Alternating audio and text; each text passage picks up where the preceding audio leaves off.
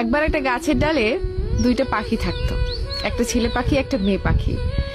একবার একটা অ্যাক্সিডেন্টে মেয়ে পাখিটার পা দুটো ভেঙে যায়।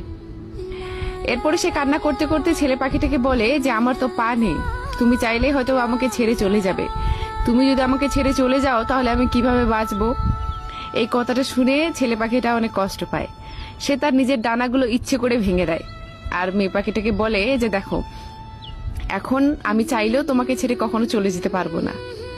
এভাবে তারা খুব সুন্দর একটা জীবনযাপন করছিল।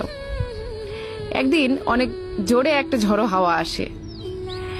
সেই ঝড়ের মধ্যে ছেলে পাখিটা মেয়ে পাখিটাকে বলে যে তুমি উড়ে কোথাও সুরক্ষিত জায়গার মধ্যে চলে যাও, আমার তো ডানা নেই, আমি তো উড়ে যেতে পারবো না, তুমি কোথাও ভালো জায়গাতে গিয়ে থাকো, যখন ঝড় শেষ হয়ে যাবে তখন চলে এসো।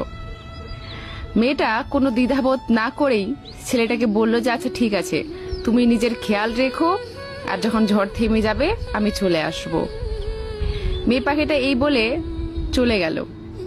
আর এটা শুনে ছেলে পাখিটা অনেক কষ্ট পেল যে মেয়ে পাখিটা তার জন্য একবারও ভাবলো না। ঝড় যখন শেষ হয়ে গেল, মেয়ে পাখিটা উড়ে এসে দেখলো যে ছেলে পাখিটা আর বেঁচে নেই।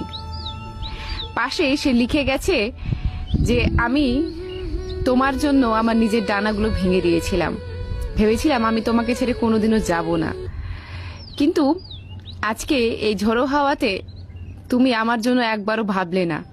তুমি যদি আমাকে একবার বলতে যে আমি তোমাকে ছেড়ে যাব না, তাহলে তুমি দেখতে যে এই ঝড়ো হাওয়াকে উপেক্ষা করে আমি শুধুমাত্র তোমার জন্য বেঁচে থাকতাম, কিন্তু তুমি একবারও আমার জন্য ভাবলে না।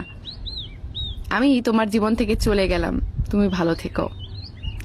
তো বন্ধুরা, এই গল্প থেকে আমরা একটা জিনিস শিখতে পারি যে কাউকে বিশ্বাস করাটা ভালো, কিন্তু অন্ধবিশ্বাস করাটা ভালো নয়, কারণ কে কখন চেঞ্জ হয়ে যাবে সেটা আমরা নিজেও জানি না।